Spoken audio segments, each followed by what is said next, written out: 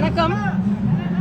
மிக ஒரு சோகமான சூழ்நிலையில் நம் தமிழகமே இருந்து கொண்டிருக்கிறது. குறிப்பாக வடசென்னை சகோதரர் ஆம்ஸ்ட்ராங் அவர்களின் இழப்பு சிந்தித்து கூட பார்க்க முடியாத ஒன்று. அவரின் வெற்றிடத்தை இவர்கள் வெட்டுப்பட்ட அவரது உடல் எந்த விதத்திலும் நிரப்ப முடியாது என்பதைத்தான் எனக்கு காண்பிக்கிறது. மிகுந்த மனவேதனையாக இருக்கிறது. தமிழகத்தில் என்னதான் நடந்து கொண்டிருக்கிறது? அரசியல் கொலைகள் அதிகரித்து விட்டது. இந்த வடசென்னையில் இன்று பல அரசியல் கட்சி தலைவர்கள் கூட தனது கருத்தை தெரிவித்திருக்கிறார்கள். பல குற்றவாளிகள்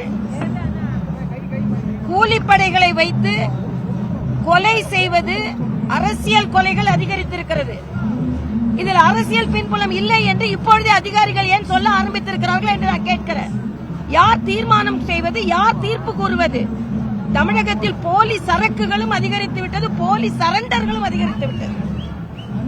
போலி சரக்கு, போலி சரண்டர். இன்று உண்மையான குற்றவாளிகள் பிடிபடவில்லை. மிகவும் பலம் வாய்ந்த குற்றவாளிகள், சிறையில் இருந்தே குற்றத்தை செய்பவர்கள் அதிகரித்திருக்கிறார்கள். இதற்கு அரசு ஊக்கப்படுத்திக் கொண்டிருக்கிறது.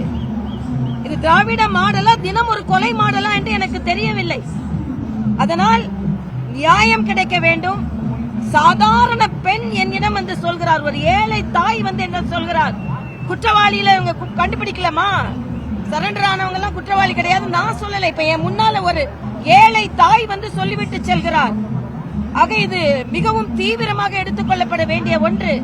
இல்ல, சிபிஐ விசாரணை நிச்சயம் தேவை.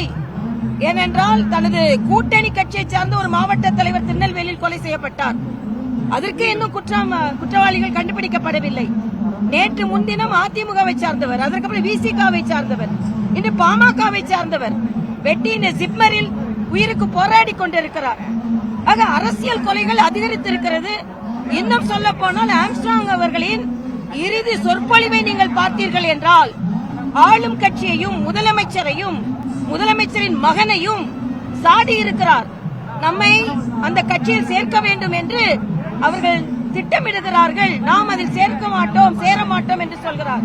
ஆக அரசியல் பின்புலம் இருக்கிறது. அரசியல் பின்புலம் இல்லை என்று இப்பொழுதே ஏன் அதிகாரிகள் சொல்ல ஆரம்பித்திருக்கிறார்கள் என்று எனக்கு தெரியவில்லை. இது வடசென்னை, முதலமைச்சரின் தொகுதியும் இந்த வடசென்னைக்குள் தான் இருக்கிறது. ஆனால் இந்த வடசென்னை பல அராஜகத்திற்கும் பல குற்றங்களுக்கும் புகலிடமாக மாறிக்கொண்டிருக்கிறது. புகலிடம் கொடுத்தவர்கள் கொலை செய்யப்படுகிறார்கள். பல ஏழைகளுக்கு புகலிடம் கொடுத்தவர்கள் கொலை செய்யப்படுகிறார்கள். ஆக இது உடனே விசாரிக்கப்பட வேண்டும். முதல்வர் இனிமேலும் தூங்குவதில் அர்த்தமில்லை என்பது எனது கருத்து. கள்ளக்குறிச்சிக்கு போக மாட்டோம், இங்க வந்து என்னன்னு கேட்க மாட்டோம். உடனே செயல்ல இறங்கினாரா நான் மத்தவங்க அவங்களே வந்து சரண்டர் ஆயிட்டாங்களாம். இதெல்லாம் ஒப்புக்கொள்ள முடியாத ஒன்று.